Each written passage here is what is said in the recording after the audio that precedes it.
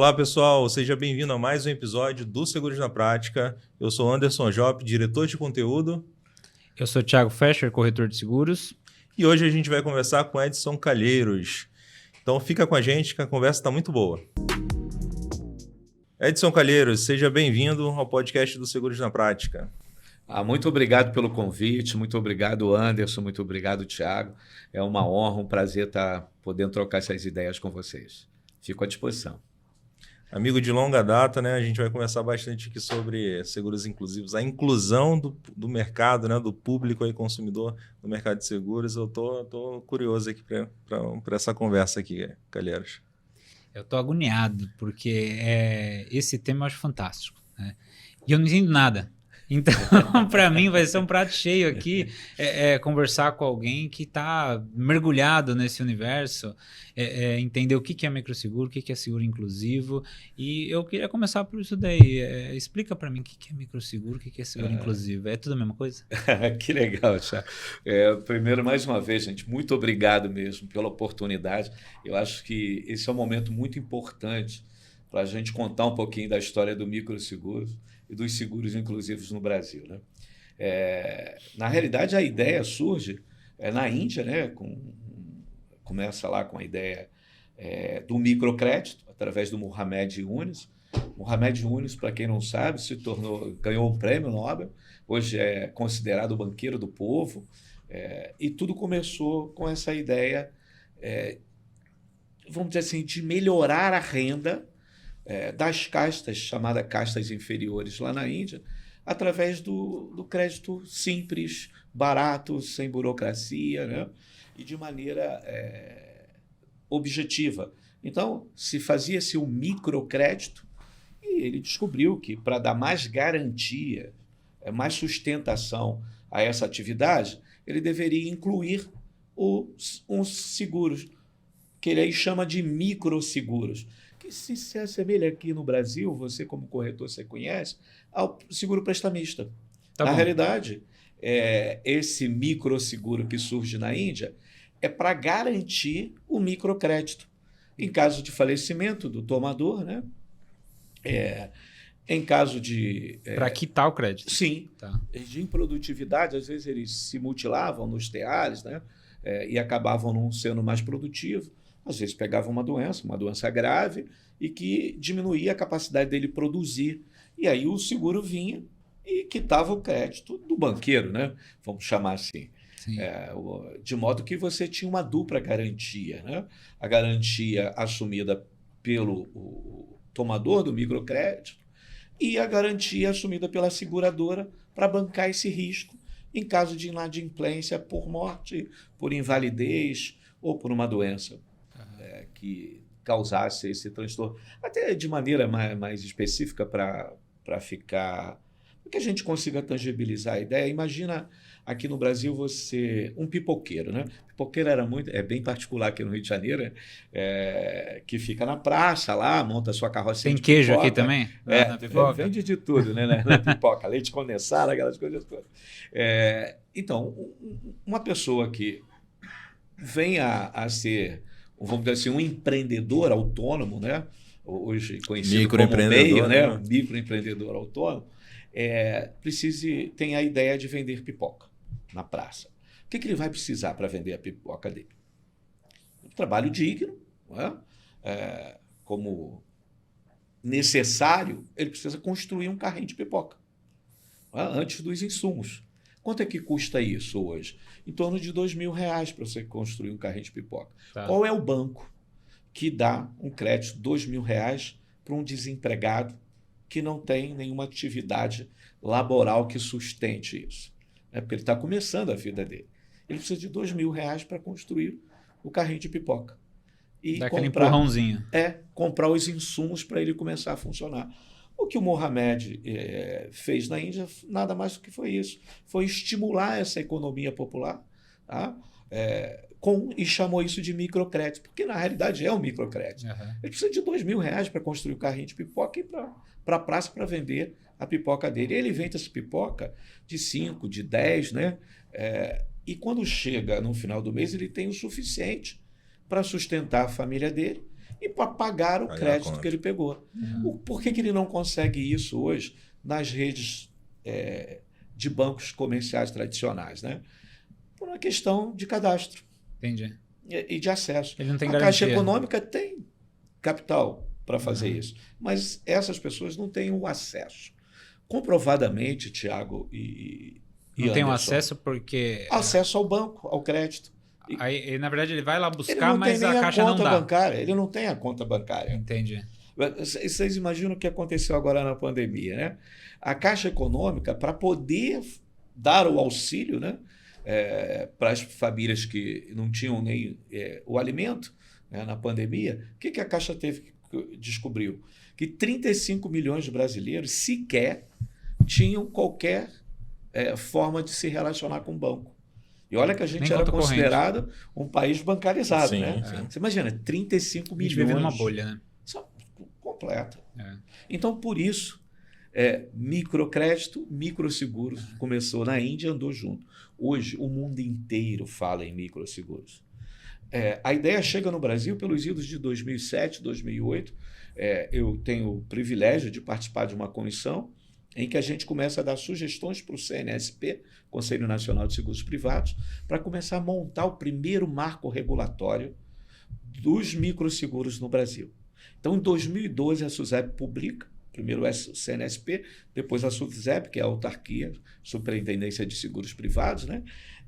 Uma autarquia do Ministério da Economia, antigo Ministério da Fazenda, e ela dá autorização para que a gente comece a montar as primeiras microseguradoras no Brasil. Eu tiro uma dúvida minha. Por que precisa ter uma regulamentação?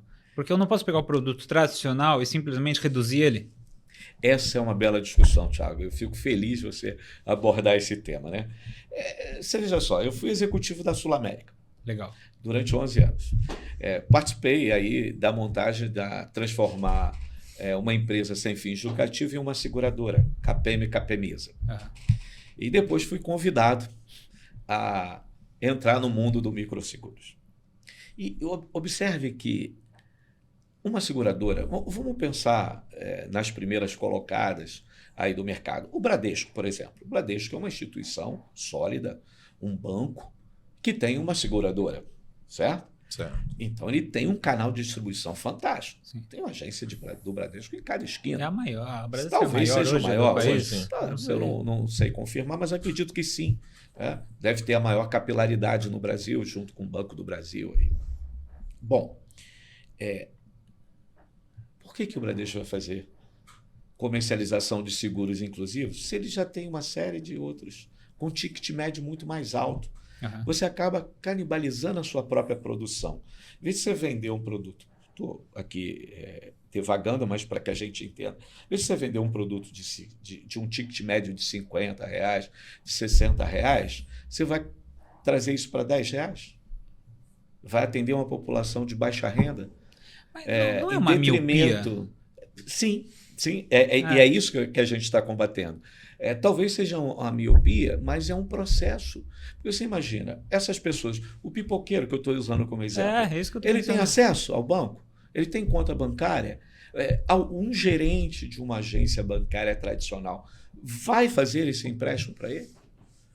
Sabe? Não, e o que eu penso é que, às vezes, pelo microcrédito e pelo microseguro, esse pipoqueiro é o cara que amanhã tem uma rede com 10 lojas. É isso. E aí ele está na rede bancária dando lucro. Isso. Então, o Mohamed Yunus, ele descobre isso.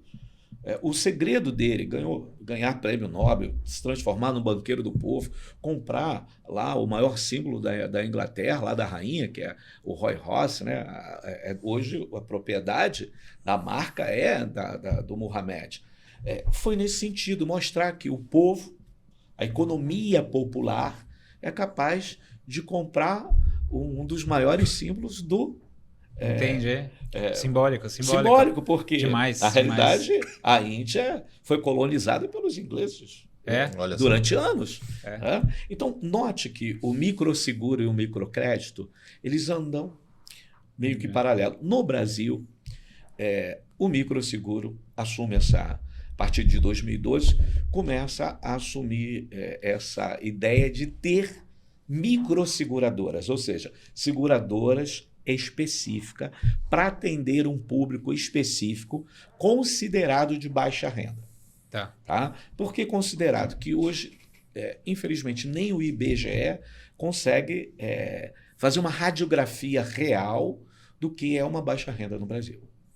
Sabe? Porque o pintor que vai na sua residência lá, que não é nem MEI, mas ele pinta seu apartamento, sua casa lá, ele recebe muito mais do que um operário normal. Só que o que ele não tem?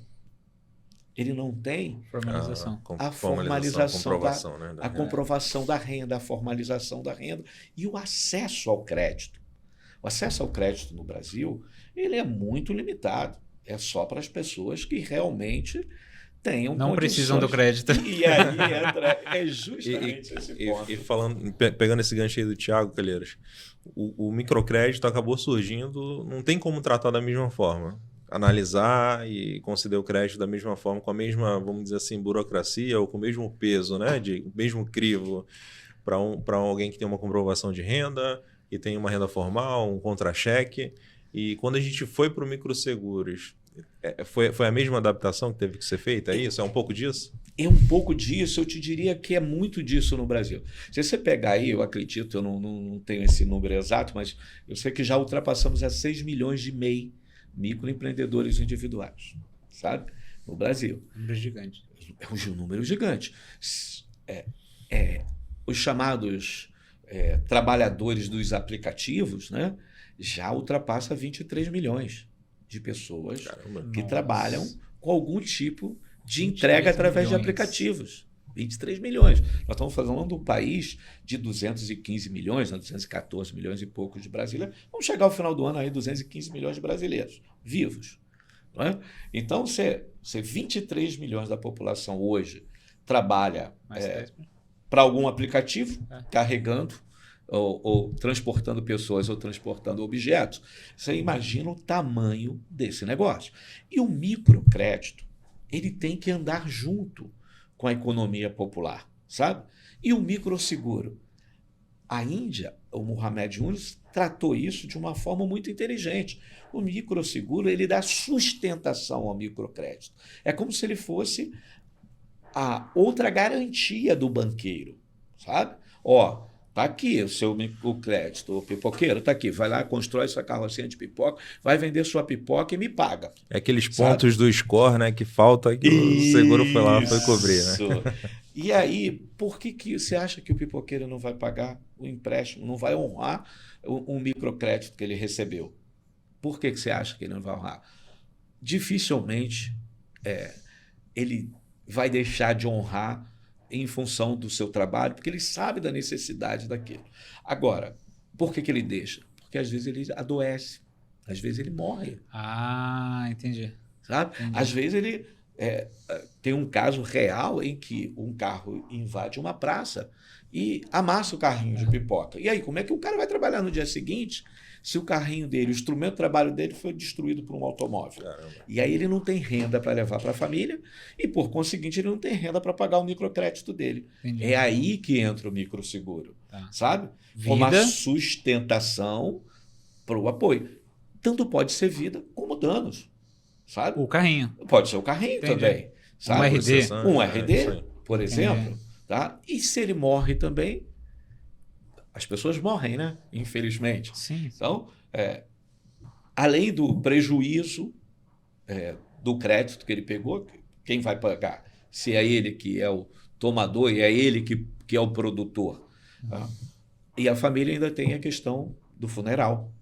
Sim. Para ser caríssimo. Caríssimo. Caríssimo. Então, note que o microseguro acompanha isso, porque o microseguro tem lá, dentro das suas coberturas, né, o RDF, que é o reembolso da despesa com funeral. Entendi. Ou a prestação do serviço funeral. Entendi. Sabe? E é importante esclarecer isso, Anderson, porque a prestação do serviço funeral traz para essa família o conforto, porque às vezes a família não tem o recurso para pagar a funerária, para depois vir aqui na seguradora e entrar com a nota fiscal e pedir o reembolso. Por isso a prestação de serviço tem que ser executada. E na comissão de microseguros, lá pelos idos de 2008, eu lembro que uma das sugestões do grupo foi a gente não pagar valores em espécie, no caso do microseguro, e sim prestação de serviço, cesta básicas, sabe? Um acesso... Isso que você falou é um ponto interessante, porque eu já ouvi, e eu acredito que carregado com muito preconceito, de que se fizer um seguro de vida, por exemplo, com uma família de baixa renda, e a pessoa falece, né? O segurado falece, entrega na mão da família, a família não vai saber usar, vai usar para fins que não são os que deveriam ser. Eu acredito que isso é um preconceito gigantesco, mas essa ferramenta meio que dá uma acalmada também nesse pessoal que está pensando errado, mas está pensando isso. Sim. Mais uma vez, a gente passa a ter uma ilusão de ótica, sabe? De como as pessoas lidam com o capital no Brasil, né? Se fala muito aqui da cultura de você fomentar a cultura financeira, né? Sim. Então você vai lá, não, porque você tem que fazer um curso de educação financeira. Você vai falar de educação financeira. Para o cara que não tem o sustento, não tem um alimento básico para levar para a família. Tem outra prioridade. Sabe? Então a prioridade dele é conseguir o alimento para ele continuar vivendo, subsistindo dentro do seio familiar dele. Então ele passa o dia inteiro na busca de trabalho para levar o recurso de maneira digna para sua família. O que causa? Aonde está o problema, o foco que o microseguro pode contribuir? Como uma inclusão social, como uma ferramenta de inclusão social. Porque todas as famílias vão lidar com a morte. Sim. A morte é inevitável. Sim. E para morrer no Brasil é muito caro, sabe? É o único seguro com risco certo. Né? E o risco é certo. Por isso, o microcrédito com o microseguro dá sustentação para o banqueiro que queira entrar nesse mercado de microcrédito, dá a alavanca para essa família, tá?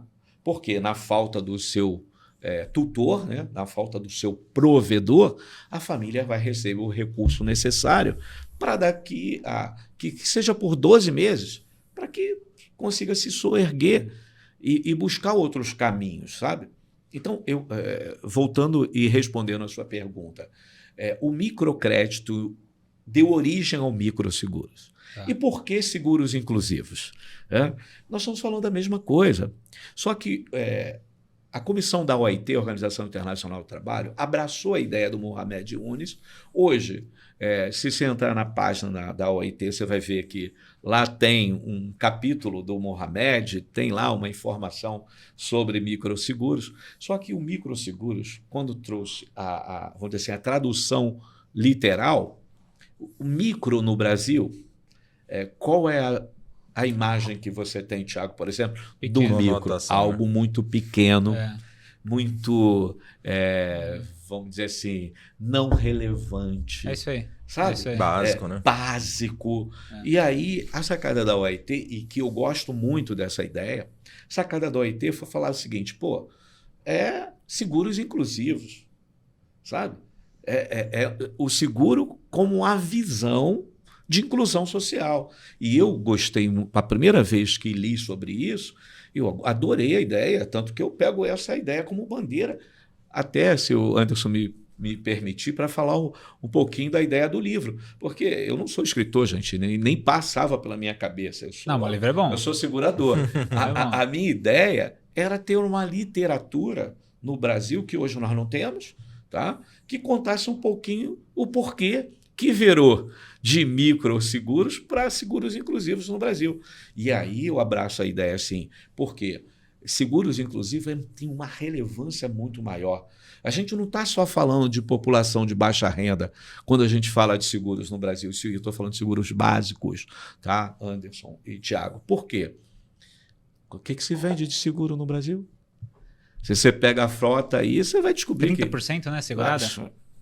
Talvez 30%. Na última vez que vi aí, no meio da pandemia, 16,5% 16,5% da frota de automóvel do Brasil tinha um seguro. Acho que residência é 14%. E vida nós estamos falando aí em 9%, não chega nem a 2 dígitos. Né? Então, você nota, 1% do PIB brasileiro Pô, e a gente está falando de uma indústria que já tem 1,6 trilhão de reserva.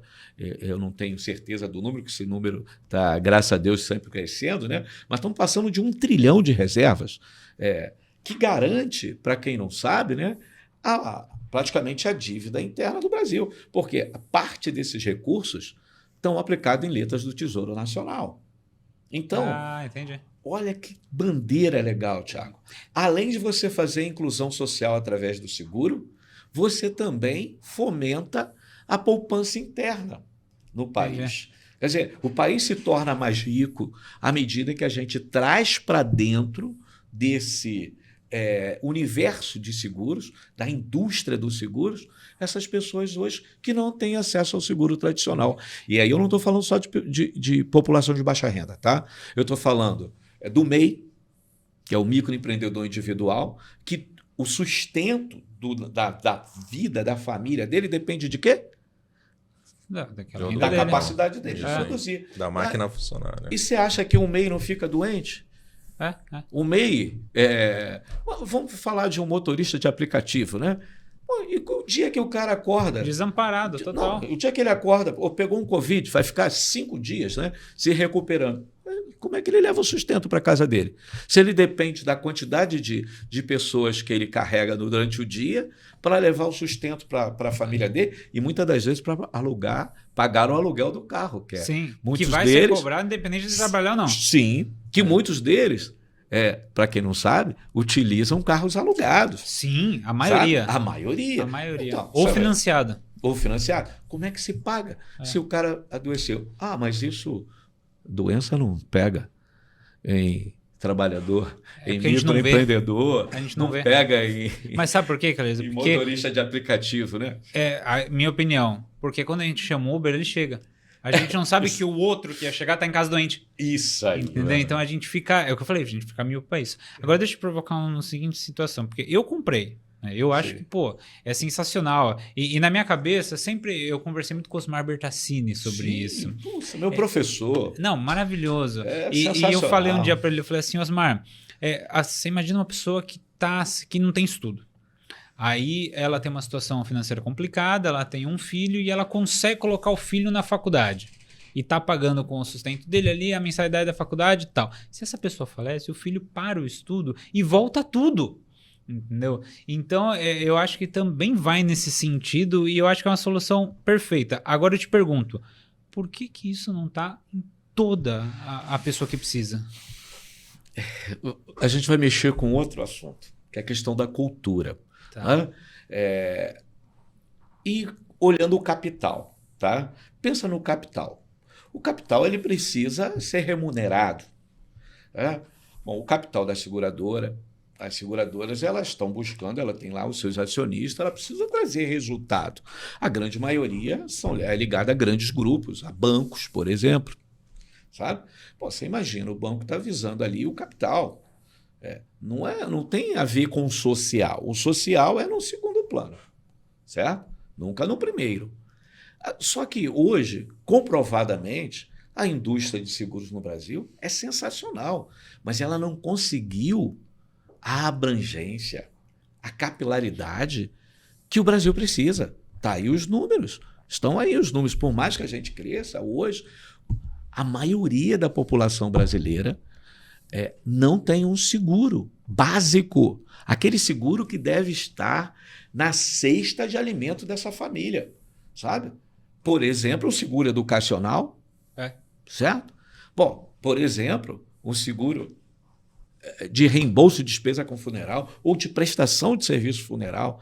Então, quando você chega na rua e vai fazer a pesquisa, eu desafio vocês, tá? Vão fazer pesquisa, vão para a rua e pergunta.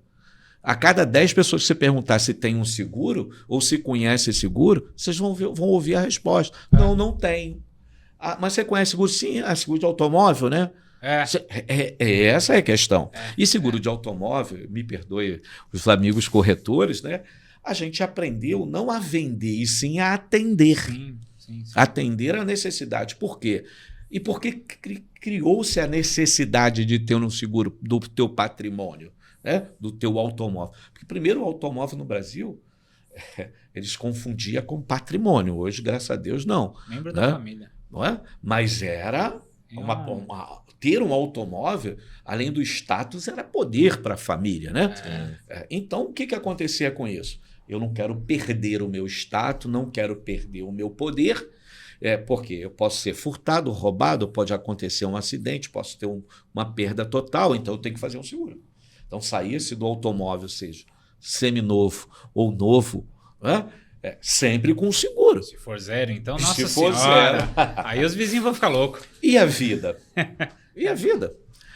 E a preocupação, por exemplo, com uma cobertura de DG, que é de doenças graves, que está abarcado pelo microseguro, está abarcado hoje pelos seguros inclusivos, sabe? Essa ideia é muito mais relevante para a sustentação do Brasil, tá? Como uma economia de peso, à medida em que você pensar em distribuição de renda através da ferramenta dos seguros inclusivos no Brasil. Aí você vai falar, pô, cara, isso pode ser uma loucura. Eu te garanto que não. Por quê? À medida em que você torna a vida dessa família mais sustentável, à medida em que a gente começa a pensar em seguros que realmente atendam à necessidade dessa família, e por isso seguros inclusivos, tá?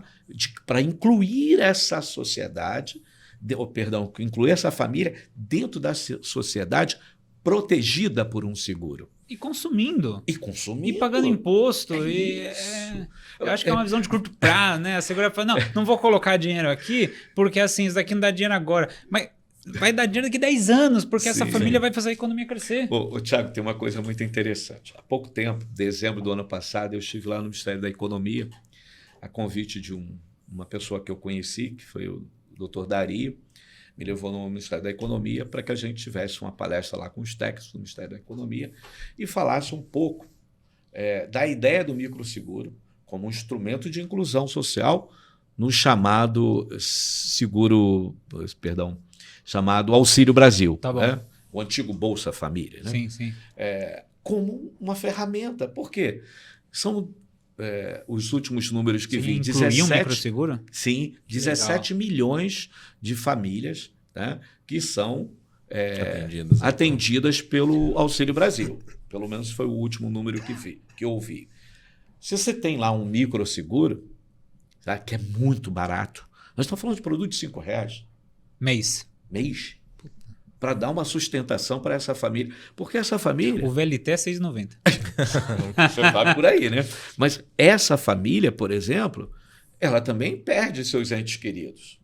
Sim. Sabe? Sim. E às vezes ela perde o provedor, porque essa verba do Auxílio Brasil não é suficiente para sustentar a família. Ela é uma ajuda. A família tem que gerar renda, sabe? Ela precisa gerar renda de alguma forma. E aí entra o microseguro para dar uma sustentação até que essa família consiga ter outro provedor, se soerguer, para não ficar sempre dependendo da verba federal, do governo, do imposto. Quando você olha o microseguro, aí voltando à tua ideia do imposto, que é muito interessante, você vê no microseguro no Brasil, tem uma carga tributária chamada IOF, Imposto sobre Operações Financeiras. Quer dizer, quando eu vendo um microseguro de pessoas, ou um seguro inclusivo, para a população de baixa renda, está lá abarcado um imposto. Então, essa é a discussão que eu queria levantar. De saída, você aumentou a base tributária. Se você tem que começar por aí, né? Se você tem isso aí dentro do produto, esse produto também pode contribuir para o Auxílio Brasil. Porque ele já tem uma carga tributária embutida nele. Eu não quero que tire a carga tributária da seguradora, não. É que transforme essa carga tributária em benefício para o Auxílio Brasil. E além de você levar o valor, né, para sustento daquela família, ou para a contribuição do sustento daquela família, você leva produto de inclusão social. Você leva ali um RDF, por exemplo, uma despesa com reembolso funerário, ou leva lá um auxílio, uma cesta básica na perda de um ente querido, ou um DG, uma doenças graves, porque um câncer numa família, poxa... É caro. É caríssimo. Mesmo que você tenha todo o apoio do governo, da máquina do governo, você não consegue suprir as deficiências, né? E imagina, se o câncer ou qualquer doença grave, todos nós estamos sucintos a isso, todos nós podemos ser acometidos de uma doença grave. E você acha que o pessoal que participa lá do Auxílio Brasil também não pode ter? Claro. E a base é muito maior. Sim. E eu não estou falando aqui de questão de saúde só. Estou falando em sustento, sabe? Por outro lado, você tem outra pegada muito interessante que os seguros inclusivos podem ajudar. Hoje se fala muito em telemedicina no Brasil. Isso pode compor uma cesta de produtos. Tá? Você pode ter o seguro inclusivo e junto um serviço de telemedicina. Nossa. E hoje nós temos um canal maravilhoso, gente. Nós temos mais de 100 mil corretores no Brasil. Isso que eu ia te perguntar. Sabe? O corretor que vende isso? Tem corretores hoje que já abraçam a ideia. Mais uma vez, isso aí está num ângulo muito interessante, Thiago. Você vai fazer uma apólice de seguro. Você vai buscar um cliente que vai te pagar R$10 ou você vai te buscar um cliente que vai pagar R$100? R$100, com certeza. O esforço é o mesmo. Sim. Então, note que eu não condeno a atitude dos corretores, nem muito menos dos seguradores, quando olha o capital. É uma escolha de negócio. Né? Por isso eu sou a favor de você ter uma regulação própria. Sempre fui a favor de você ter microseguradoras, ou seja, seguradoras específicas para trabalhar a ideia do microseguro ou dos seguros inclusivos no Brasil. Hoje isso não existe. Existe, mas hoje, na última gestão, né, que foi feita pela senhora Solange como superintendente da SUSEP, foi feito vamos dizer assim, uma divisão entre as seguradoras do mercado. Então você tem hoje as chamadas S1, que são as seguradoras, vou chamar assim de primeira linha, tá? Que são as 20 maiores do mercado nacional. As que a gente conhece, Porto Seguro, Bradesco, Tóquio, a maioria ligada a banco. Tá bom. Depois você tem um outro grupo, que são as seguradoras intermediárias, né? Que são as S2. O terceiro grupo, que são as S3, que aí estão todas as seguradoras abarcadas no S3. E os novos players, que são as S4. Tá? E abaixo da S4 vem a microseguradora. Então, muitas das vezes, o empresário que vai investir no setor, que está pensando no social também, ele não está pensando só no capital, ele é tolhido. Por quê? Por que eu vou abrir uma microseguradora se eu posso abrir uma seguradora tradicional, todos os ramos, na modalidade S4? Sabe? Que vai me dar muito mais capilaridade no que diz respeito a produtos, vai me dar uma sustentação, ou seja, eu não vou vender só microseguros, eu vou vender todos os outros seguros que existem no mercado. Todas elas podem vender microseguro. Aí vem o outro detalhe da sua pergunta, né? Todas as seguradoras do Brasil podem vender microseguros? Sim, porque hoje, pela legislação atual, o microseguro é apenas uma modalidade de seguros, sabe? E eu penso diferente. Eu penso que microseguro... Assim como tem um transporte, o alto, o microseguro está lá. Qual é o número do ramo lá na SUSEP? É o 1601, 16, né? Beleza. Então, note que o 1601, hoje, o microseguro, ele se tornou um ramo, sabe? E as microseguradoras, elas estão colocadas à parte desse processo. Por quê? Eu, para abrir uma microseguradora no Brasil de vida e de danos, tá? Eu preciso de 3 milhões. Capital base, né? Para abrir uma S4, que eu também posso vender microseguros, eu preciso de mais 960 mil. Então, com 3 milhões 960, eu abro uma seguradora todos os ramos na modalidade S4, tá? Que tem algumas restrições, sim, tem uma cauda curta, eu não posso operar em risco de engenharia, por exemplo, né? Mas eu posso vender microseguro também. Então, de certa forma, olha o que o mercado está fazendo na realidade. Está dizendo assim, você quer comprar microseguro? Você pode comprar em qualquer seguradora. Mas na prática, gente, vamos ser sinceros, né? O capital fala mais alto do que o social. Principalmente quando a gente está lá falando de banco, falando de acionista. E aí eles não oferecem, é isso? Não, eles oferecem, mas é isso que eu estou te dizendo. Não bota força. Por quê? Entendi. Eu diria a você, como corretor de seguros, o que você botaria força? Numa apólice que você vai ter um ticket médio de R$100 ou numa apólice que você vai ter um ticket médio de Não, 10? Eu acho assim, é que o canal de vendas, corretor de seguros, é um canal de vendas que é caro Sim. para o corretor, né? O custo é absorvido pelo corretor. Então, eu, até dando a cara a tapa aqui, eu acho que não é o canal. Sim. Não é o canal. E o corretor precisa entender que não é o canal dele vender microseguro, mas que a venda do microseguro vai criar um consumidor de seguros daqui a 10 anos.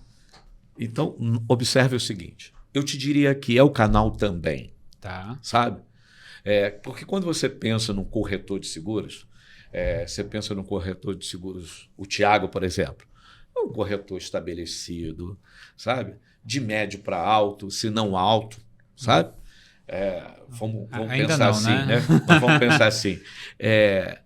Só que não tem só não tem só Thiago no mercado. Você tem o corretor, que é aquele corretor de bairro. Esses dias estava fazendo um bate-papo também, numa live, e um corretor lá, a menina comentando num corretor que só atua dentro de Paraisópolis. Sensacional. Sabe? Ele conhece. O que O você está falando, escritório tá lá, o que você tá tá tudo lá. falando, Calheiros, a gente teve o microcrédito, microseguros, a gente tem, não um microcorretor, mas o corretor de microseguros. Esse é o melhor caminho. Sim. E olha que nós estamos falando de uma população de desempregados assustadora quando a gente formar o pensa. cara. Sim. Você vendeu microseguro e ainda você deu um emprego para um cara. Sim, e já está previsto isso. Na própria circular anterior, no marco regulatório do microseguro no Brasil, já se previa a figura do micro corretor de seguros. Ou corretor de seguros que trabalhava Especificamente com microseguro. especificamente com microseguro. E a comissão? A comissão é do mercado, sabe? 20, 15%? 15, 30, eu acho saudável. Porque o que você tem que Tem que pensar? criar volume. Aí você vai falar assim, poxa, cara, mas isso não sustenta. Como é que cara vai sair daqui do Rio? Não, então, estamos no Rio de Janeiro, né, Anderson? Uhum. Vamos sair daqui, do centro da cidade, para ir num bairro afastado, em Santa Cruz, por exemplo. Quase 60 quilômetros daqui. Quanto custa esse deslocamento? Sabe? Mas para que a gente precisa de deslocamento mais? A gente precisa de tecnologia. Sim. Eu preciso dar um link para esse meu corretor que atua em Santa Cruz, numa comunidade lá. Ele precisa ter um link no celular dele para que ele possa fazer a comercialização do microseguro. E isso no Brasil hoje já é viável. Temos tecnologia. Eu falo e comprovo. Tem hoje tecnologia na Oxy Seguradora, tá? Que atende a qualquer corretor. Ele não precisa sequer vir fazer o treinamento na seguradora. O treinamento vai até ele. Sabe? Está aqui. Sabe? E pode ser uma renda a Educa extra. Seguros para nos comprovar isso. E pode ser uma renda extra. O cara pode ser Uber e trabalhar com microseguro. Mas Olha aí. esse é o ponto. E aí você diz assim, poxa, Calil, mas por que ninguém pensou nisso? Não é que ninguém pensou, Thiago. É que às vezes é trabalho de formiguinha. Sabe? Você tem que carregar a folha todo dia. Eu fico muito feliz mesmo. O Anderson sabe disso, que a gente tem trocado muita ideia, de estar tendo essa oportunidade aqui de falar para vocês. Porque só Deus sabe a luta que nesses anos todos, em tentar colocar o ovo em pé do microseguro no Brasil. Já passaram pessoas maravilhosas nesse mercado. Eu sou apenas um grãozinho de areia aí, tá? Mas o José Valente, que nos deixou, mas foi um ferrenho lutador pelo microseguro no Brasil. E agora, com essa ideia da OIT, gente, a gente está no momento certo. A gente tem que falar de seguros inclusivos no Brasil. Nós precisamos falar de microcrédito com seguros inclusivos no Brasil, para que traga organismos que realmente queiram ajudar as pessoas que estão iniciando no processo de empreendedor. O brasileiro tem uma veia de empreendedor desde que nasce. Eu costumo dizer que o cara, antigamente no Rio de Janeiro, eu acredito no Brasil inteiro, né, existiam as feiras populares. E você nota que lá tinha a criança, 12, 13 anos, que tinha o quê? Um carrinho de rolimã, com uma caixinha mais alta. Para quê? Para ajudar as senhorinhas a carregar a bolsa. Aham. Então a gente Sim. começa a empreender, gente, É. desde cedo, desde Empacotador criança. no mercado. É o Empacotador. carro que tu cuida ali na rua. É o carro que você cuida na rua. Quer dizer, a veia do brasileiro sempre foi de Eu fazia empreendedor. isso, pô, antes de ir pra escola. É mesmo? Não é? Ia lá já uniformizado, Sim. cuidava de pô, ia pra escola. Vai lá ganhar o seu sustento de forma justa e honesta, É. sabe? Então você carregava a bolsa da senhorinha que ia para a feira pesada, ela te dava lá um trocadinho, R$2, R$3, às vezes dava 5, você ficava feliz, sabe? Empreendimento. Não é um empreendimento, você teve que construir o carrinho Água de na rolimã. praia. E várias outras coisas. Então, é a gente aproveitar essa veia do povo brasileiro, tá? E dar instrumento, da ferramenta, sabe? Vamos estimular com microcrédito. Vamos estimular, porque às vezes o banco, tá? Ele fica, pô, eu vou dar crédito para um pipoqueiro. Qual é a chance dele me pagar? E se ele não me pagar? Aí entra E o se ele seguro. morrer? Aí entra o seguro. Pra cobrir um risco ali. Para cobrir alguns riscos. Alguns riscos. Alguns riscos, sabe? Não vai cobrir todos, porque também você tem que pensar que o risco também tem que ser do banqueiro, né? O banqueiro também tem que correr seu risco, por isso que ele cobra os juros. Sim. O que a gente vai fazer como segurador é minimizar esse risco do banqueiro, sabe? E trazer ferramenta social para esse povo, gente.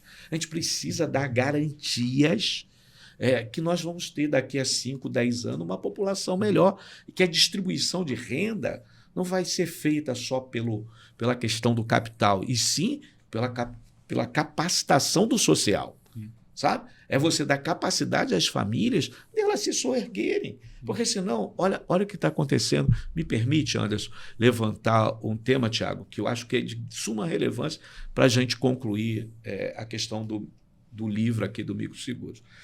Pensa só numa coisa, gente. Anderson, você é casado? Sou casado. Quantos filhos você tem? Nenhum. Nenhum. Ainda não. Tiago, você é casado? Sou casado. Quantos filhos você tem? Nenhum. Ponto. Eu vou fazer um desafio para vocês. Qualquer comunidade no Rio de Janeiro, qualquer uma, você pergunta para um jovem de 20 a 35 anos quantos filhos ele tem. Pergunta para uma jovem de 18 a 25 anos dentro de uma comunidade quantos filhos ela tem. E aí você vai entender qual vai ser o drama que nós vamos viver daqui à frente. Não tem como falar em distribuição de renda no Brasil se quem produz a maior parte de renda não tem filhos.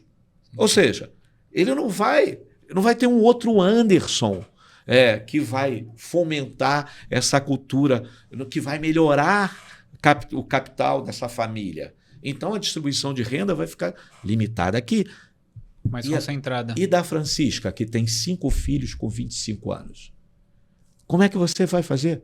Não tem como você distribuir renda. E que não tem acesso à informação. Sim, é por isso que eu digo que um dos instrumentos, uma das ferramentas, tá, de distribuição de renda nesse país é usar os seguros inclusivos, É verdade. tá, como alavanca social ou como um instrumento de inclusão social através do seguro.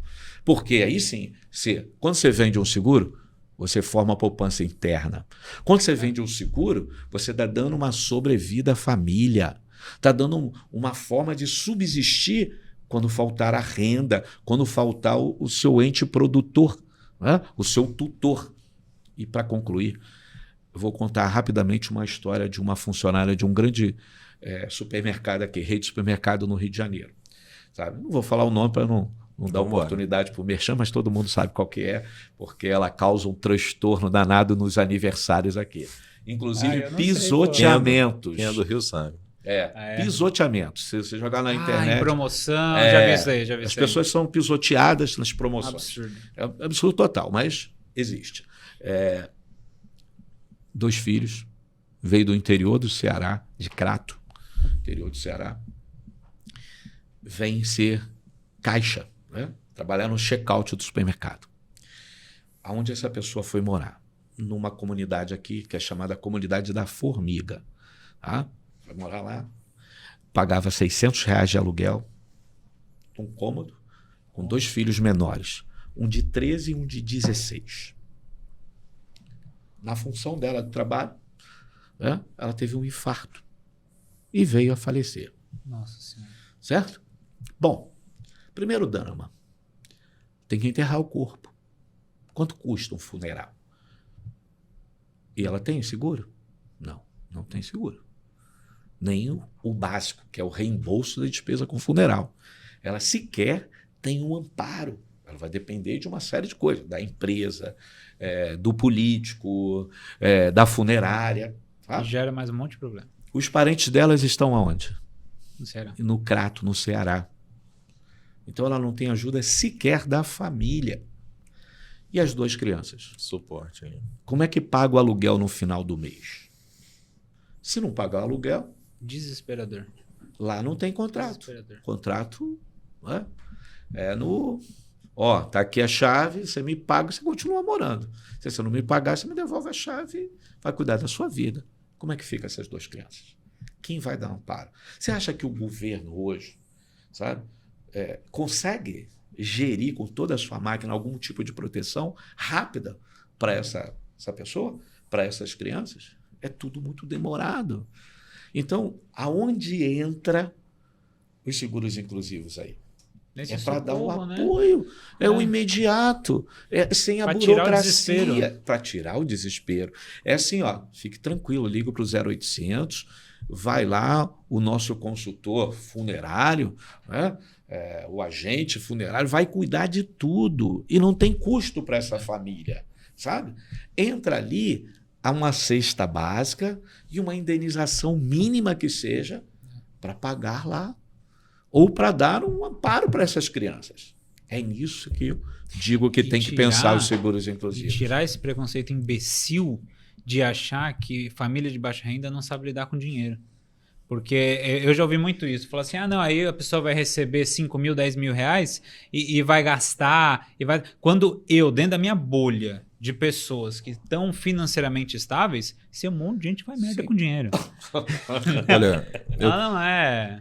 Tem exemplo dentro da minha família mesmo. A minha avó da minha esposa, um salário, 2 salários ali a vida toda, e era a pessoa mais organizada que eu conhecia, conseguiu comprar casa, comprou carro, financiou, nunca atrasava nenhuma parcela, dava presente para os filhos e com a renda ali abaixo da média da maioria dos brasileiros. Né? É puro preconceito. Então, Anderson, eu muito vou da até pessoa. aproveitar a oportunidade, eu vou ler aqui. E já aproveita, Calheiros, conta aí um pouquinho de onde surgiu a ideia de escrever o livro junto com eles. Na realidade, a ideia, o Hélio vinha fazendo, o Hélio é o meu parceiro aqui no livro, o Hélio Lavrador, né? Ele vinha fazendo uma série de inclusões ou inserções sobre microseguros, sobre seguros inclusivos, nos canais dele, ele sempre falava comigo, eu falei, pô, Hélio, a gente tem que transformar isso num livro, cara. Vamos pensar uma ideia. Pô, eu não tenho tempo, Hélio, mas eu sei os instrumentos, sei onde estão os instrumentos necessários para a gente produzir. E veio a pandemia, sabe? E a gente começou a trocar ideia e dar uma olhada, vamos escrever, vamos fazer, pô, traz a tua ideia, Hélio, vamos tentar organizar, até que surgiu alguns pontos. Mas o livro mesmo nasce da primeira conferência nacional de microseguros, se o Anderson me permitir, a primeira conferência nacional e internacional de seguros inclusivos no Brasil, que o Anderson abraçou a minha ideia, porque era uma ideia antiga, de construir esse cenário para discutir, e me ajudou a pôr isso no ar no meio da pandemia. Novembro de 2020. Nossa, olho do furacão. E olha que eu digo que eu estou aqui presente sem demagogia nenhuma, graças a essa conferência. Porque senão eu tinha me entregado. Eu fiquei 16 dias internado no hospital, com 63% do meu pulmão tomado com o vírus, sabe? Sem ver a luz do dia, mas com a cabeça no foco. Caramba, eu tenho que estar em pé no dia 20. Dia 24, né? Foi. Porque dia 20 era o feriado. Virou uma meta ali. E eu falei, eu tenho que estar em pé no dia 20. Por quê? 20 era um feriado no Rio, né? Dia de Zumbi dos Palmares, se eu não me engano. E eu falei, se eu estiver em pé no dia 20, eu vou conseguir no dia 24 pôr a conferência no ar. E eu não conseguia nem falar com eles. Proibido de usar celular. Estava trancado no CTI do Covidário. E graças a Deus saímos de lá, né, Anderson? Eu lembro que ainda tomei debilitado. Você abriu, né? Fez a abertura. Eu vejo a abertura e ainda falo, caramba, não sei como é que eu estava ali. Mas fizemos, foi um sucesso, né, Anderson? Graças a Deus tivemos, assim, não só uma participação muito intensa dos palestrantes, mas também do público, sabe? Foi um sucesso total. A gente reuniu não só os conselhos, conseguimos trazer o Dr. Marcelo Bittencourt, que é o primeiro, junto com o deputado Adilson, aqui, que conseguiu colocar no plenário da Câmara a ideia do microseguro no Brasil. Sensacional. Trouxemos eles para falar, o Dr. Marcelo Bittencourt, que inclusive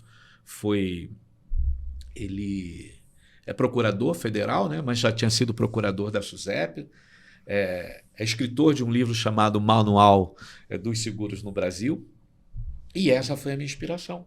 Falei, a gente precisa construir uma literatura para falar de microseguro no Brasil, sabe? Só que, gente, eu não tenho experiência de escritor, não tenho, nem passava pela minha cabeça, mas a necessidade de transformar isso, pelo menos, em algo palpável. Canal de divulgação, né? E trazer a ideia da cultura de seguro. Vamos debater. Eu quero que outros, com mais capacidade técnica, com mais capacidade para escrever mesmo, comecem a se interessar pelo tema e venham serrar fileiras com a gente, sabe? A gente criou uma associação, que é a Associação Nacional das Microseguradoras e dos Seguros Inclusivos. Tá? Com qual intuito? Para que a gente possa juntar pessoas falando da mesma coisa. Nós estamos num Brasil, gente, que caminha a passos largos para aumentar a desigualdade social. E haja programa governamental, haja Auxílio Brasil para sustentar essa massa que vem por aí.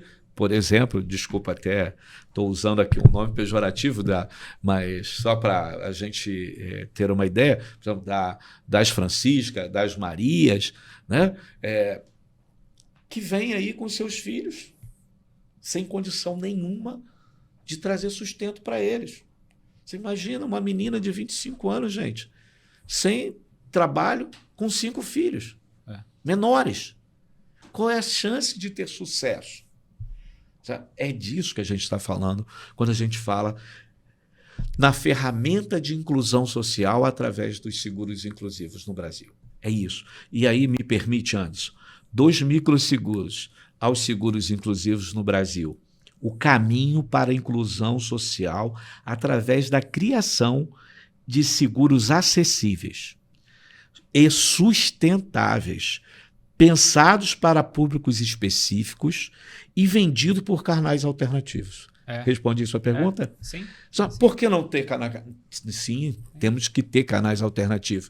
Mas eu, sem demagogia nenhuma, eu tenho um dos melhores canais, o canal mais preparado hoje no Brasil, chama Corretores de Seguros. Eu duvido hoje escuto muita balela, tá? Desculpa. Seguradora, não, a Sunday Box, que eu vou vender direto. Vende nada, sabe? Ela, vende seguro para celular. Sim. Mas sabe Deus como, né? E muitas já estão sentindo aí o peso do comércio, prejuízo. Né? É pelo comércio. Sim. Então, assim, quem entende de distribuição de seguros no Brasil? Corretor de seguros. Me perdoem, mas corretor de seguros é quem entende de distribuição de seguros. Eles, se abraçarem a ideia dos seguros inclusivos, eu te garanto que a gente vai ter sucesso rápido. Porque vão ser 100 mil vozes falando de seguros inclusivos no Brasil. Essa é o principal ponto, é o foco que, junto com o Anderson aí, com a Educa Seguros, eu quero cravar essa bandeira no Brasil, sabe? Vamos todos nós abraçarmos a ideia. Vamos falar de seguros inclusivos. E aí tira esse estigma, vamos chamar assim, ou esse preconceito de falar microseguro de pessoas. Não tem nada de micro, não, gente. é inclusivo, é máximo. Vamos trazer todas essas pessoas. E não vamos falar só de baixa renda, não, porque tem muita família de renda que não é considerada baixa renda e que não tem um seguro. Não tem acesso. Sabe? E que muitas das vezes são acharcados, desculpa o termo, comprando plano funeral. Que na realidade, sim. qual é a garantia que tem? Nenhum. Cadê a reserva técnica? Sabe? Cadê as reservas técnicas? Como é que você pode se sentir confortável comprando um plano funeral do XPTO Pax se ele é uma empresa limitada, se daqui a 10 meses, fechou, quando ele tiver com a curva lá boa, né, ele vai lá e troca, não é mais XPTO Pax, agora é XP Pax. E essa família? Cumpre carência de novo. Então, note que a gente está falando, gente, num mercado infinitamente maior do que o que a gente conhece hoje na indústria de seguros. Dá para pensar o corretor até como um formador desse vendedor de microseguros. É isso. Por que não o corretor ser um multiplicador? É isso aí. Por que ele não pega lá uma equipezinha e coloca lá com 10 pessoas para falar de inclusão social através dos seguros inclusivos? Pegando esse exemplo aí, Calheiros, do funeral, durante um tempo, alguns meses, quase um ano, eu tive a possibilidade de trabalhar com o mercado de assistência funerária. Não tinha ideia nesse Brasil todo aí o quanto de vidas, né, estão garantidas pelos planos funerários e que são, vamos fazer um paralelo aí, tem milhares de vendedores ali que estão vendendo seguros de ticket baixo, que recebem comissão no mês a mês ali pequena e que estão se sustentando dessa forma, né, que estão divulgando aí o funeral.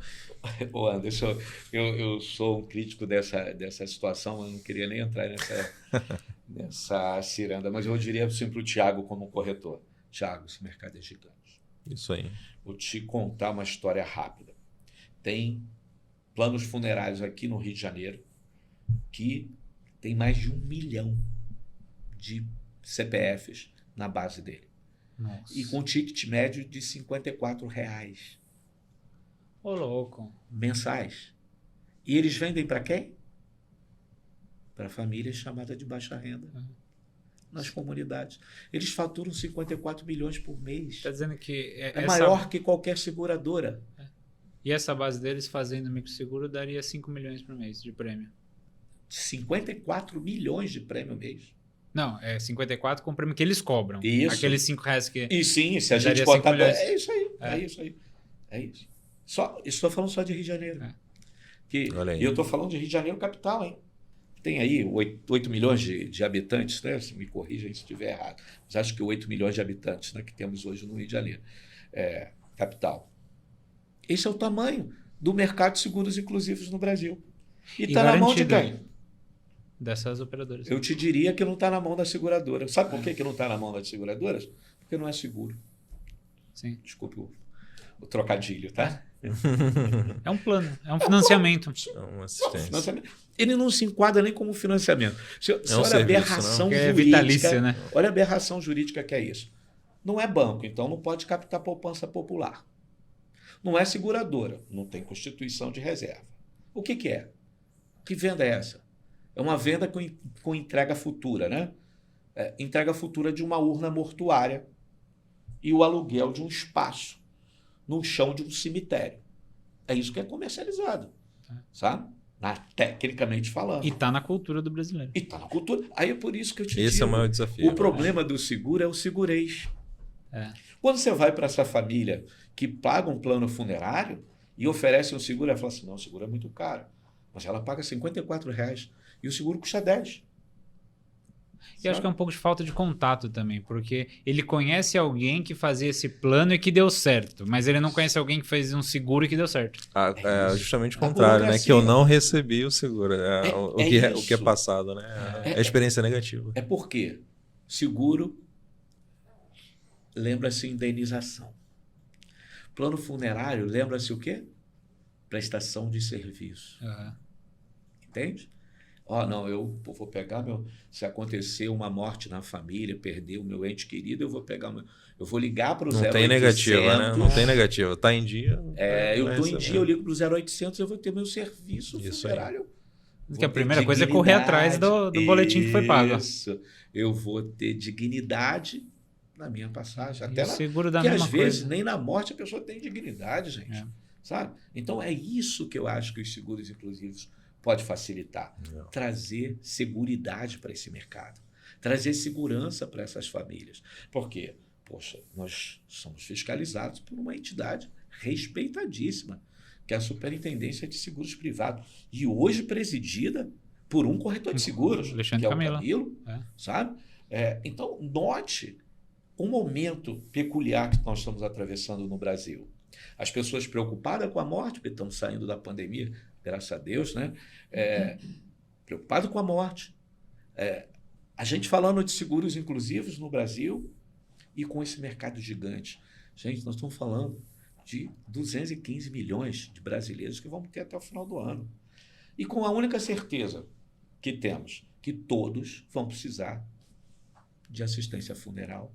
Todos vão precisar de seguro funeral. Então eu estou falando de seguro morrer, inclusivo. você tá vivo, né? Eu estou falando de seguro inclusivo. Estou falando de seguro básico. Sabe? Tem muito corretor de seguros, Thiago. Muitos corretores de seguro que tem plano funerário, você sabia? Sim. Você Olha sabe a coerência. que lá no Sincor, eu lembro que uma vez foi cogitado, eu posso estar errando o número aqui, mas eles pegaram assim, nos últimos 5 anos, porque o Sincor tem um seguro de vida para associado automático, né? Nos últimos 5 anos, todos os corretores que faleceram tinham outro seguro e 80% não tinha. Só o do Sincor. Isso que eu estou te dizendo. Essa é a cultura que nós temos que vencer. E aí eu conto com a Educa Seguros. Conto com você, Thiago, para ajudar nessa bandeira, porque às vezes eu me sinto fraco, sabe? Eu falo que assim, a formiguinha no meio de uma tempestade, tentando carregar a folha, sabe? E tomando vento, chuva de tudo quanto é lado. Porque às vezes as pessoas que escutam a gente falam assim, fica aquela visão do oportunista, sabe? Só que a gente está sendo oportunista desde 2008, tá? Mais precisamente. E é uma oportunidade. Oportunista não vai muito para o sentido de picareta. Mas não é uma oportunidade. A gente está falando de coisa muito séria, sabe? A gente está falando de inclusão social através dos seguros inclusivos no Brasil. E isso é bandeira no mundo. Se você for lá na África do Sul hoje, tem uma seguradora lá específica que faz seguros para os taxistas. Entendi, pegou um nicho ali. Sim, sabe? Você vai lá em Bangladesh, tem lá uma atividade de uma seguradora específica para agricultura familiar. Não, e você acabou de falar um nicho sensacional. 23 milhões de motoristas de aplicativo. Sim. E Olha que muitas das vezes você sabe que fazem para eles um AP. É verdade, eles têm que ter um AP. Um AP Tem, obrigatório por lei. Mas Tem AP, tem transporte, tem um monte de coisa aí nesse lá segmento aí, né? Um APzinho que é obrigatório. Não é isso que eu estou falando. Estou falando de seguro básico para a família. Estou falando de seguros inclusivos. É essa a linha, sabe? E se a gente tivesse que fazer uma grande ação amanhã? Né? Então, eu comprei ideia, a minha faixa está estendida. Eu acho que é isso. O social já me ganhou. Agora, o lance do prêmio e tal, eu achei também que é uma oportunidade legal. Agora, se a gente vai fazer uma coisa amanhã, o que você acha, uma ação para a gente dar mais um passo aí nessa história? Pensar em produtos sustentáveis que realmente atenda aquelas pessoas que estão à sua volta. Porque todos nós, que graças a Deus tivemos a oportunidade de ascender um pouquinho aí, tá considerado na classe média alta, nós temos várias pessoas ao nosso redor que trabalham para a gente. Você lá no seu apartamento, você tem lá a sua diarista, né? É verdade. Que vai lá te ajudar, sabe? Pergunta se ela tem uma assistência funeral completa. É verdade. Pergunta se a família dela tem algum amparo. É assim que a gente começa, Thiago. Sabe? Fomentando. E nós da indústria dos seguros, o que eu te entrego hoje? E aí deixa eu fazer aqui o meu merchan da Oxy Seguradora. A Oxy Seguradora se preparou para dar ferramenta a qualquer corretor que queira entender um pouco de microseguro. Com tecnologia, não tem papel. Thiago, aquela primeira coisa que você falou da burocracia da apólice, hoje esquece. Hoje eu entrego uma apólice em 1 minuto. Digital, PDF, acabou. No teu celular. Então, qualquer corretor de seguros no Brasil que tem um celular, tá, com pouquíssimas funções de um smartphone, eu entrego um link para ele e ele faz a venda do seguro inclusivo em 1 minuto, com tudo. E isso com todos os requintes documental que a Superintendência de Seguros nos exige, tá? A seguradora. Assinatura eletrônica, tudo bonitinho. E no celular, eu tanto posso fazer o que a gente chama de autocompra, né? Te dando o link direto para o consumidor, como eu posso fazer o que eu chamo de venda guiada ou compra guiada, em que o corretor vai fazer a intermediação. Assinatura ali, vai dizer, qual é o seu CPF, Thiago? Sabe? Me confirma o seu endereço, Thiago. E vai fazer a venda. Sabe? Temos tecnologia de ponta. Tudo que você quiser. Pix recorrente, cartão de crédito, sabe? Qualquer ferramenta. Por que tem que ser qualquer ferramenta? Porque a gente está falando de uma população que muitas das vezes nem bancarizada está, hein? Sim. A gente tem que lembrar sempre que uma das melhores informações que tivemos nesse período pandêmico veio da própria Caixa Econômica Federal, quando ela teve que abrir 35 milhões de contas para poder depositar o Auxílio Brasil. E por que será que ela teve que abrir tanta conta? Porque essas pessoas não tinham sequer uma conta corrente. Informalidade gigantesca. Tem um trabalho que eu vou pedir licença, mas para falar para vocês que essas coisas realmente me tocam.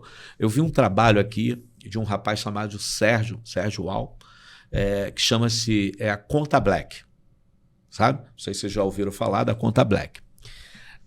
O Sérgio conta uma história linda. Estou pedindo até licença para o Sérgio para estar falando isso, mas uma história linda que ele me contou. Ele disse que uma vez ele já era um empresário, pequeno empresário, um microempresário, né? E foi até uma unidade bancária para tentar um crédito, e ele tinha giro financeiro. Ele não consegue o crédito. Por quê? Primeiro, a aparência. Ele chegou lá, né? Uma pessoa simples, microempresário, o gerente olha, e aí a cor da pele influencia. Lógico, preconceito. Sabe? Preconceito é direto, bateu o olho e falou, peraí, eu vou atender todo mundo aqui, depois eu atendo esse senhor. Racismo. E aí ele conta essa história que ele ficou horas lá e no final ele não conseguiu o crédito. E ele saiu, virou para o sócio dele e disse o seguinte, eu vou abrir o meu banco. Se apoiou naquele movimento nos Estados Unidos chamado Black Money, né? E trouxe uma ideia que é fantástica, de empoderamento, sabe? De inclusão social. Olha o que ele criou, Conta Black. Você tem cartão Black, né, Thiago? Eu não. Anderson tem cartão Black. Por quê? Porque o banco vive atrás dele para ofertar o cartão Black. E o MEI? Tem cartão Black? Não. E o pipoqueiro tem cartão Black? Não. Se ele abrir uma conta no banco digital ou na conta digital do Sérgio, ele tem cartão Black. Porque ele tem uma conta Black. Uhum. Olha aqui que sacado. Hoje, o Sérgio tem... Olha a inclusão aí. Isso. Hoje o Sérgio tem 28 mil clientes na conta Black no Brasil. Diz ele que vai chegar a 100 mil até dezembro. E olha que coisa legal. Olha o empoderamento. Poxa, eu sou um microempreendedor individual, tenho lá meu negócio na Nova Holanda, aqui no Rio de Janeiro, que é uma comunidade bem grande, e eu tenho uma conta Black, no Banco Black. É isso que a gente está falando. Tem um movimento que é pilotado por um grande amigo aqui no Rio, que é o Pedro, é uma das lideranças nesse movimento, que é o movimento dos charmeiros. Aqui no Rio, esse movimento começou embaixo do viaduto de Madureira, né, o Negrão de Lima. Segundo o Pedro, já tem aí cerca de 32 mil, olha só, 32 mil participantes. Então, vamos chamar da Associação dos Charmeiros ou Clube dos Charmeiros. O que é um charmeiro? Charmeiro é um... Não é do meu tempo, não deve ser do teu. Charmeiro é um cara que dança charme. Entendi. O charme vem de origem americana, né? Mas é o soul lento. Eu não sou charmeiro, não entendo muito pouco, mas eu vejo que isso é uma forma de inclusão social, através da arte, da dança, da música. O Pedro agora, no Dia dos Namorados, fez um negócio sensacional. Colocou lá, acho que 15 mil pessoas ou 20 mil pessoas no Parque de Madureira, no dia 12, Dia dos Namorados, e ele confidenciando comigo, pô, cara, eles precisam fazer uma ação assim, pô, tem que ser alguma coisa de impacto, né? Eu falei, é isso, pô, tem que... Sabe onde ele foi? Ele foi lá no Sheraton, uma das maiores redes aqui do Rio de Janeiro, conseguiu uma suíte master, tá certo? E sorteou para os charmeiros. Que legal. Se imagina, um casal de charmeiro que muitas das vezes, coitados, talvez não tenham nem acesso a um hotel 5 estrelas, né? Foi agraciado com uma noite, né?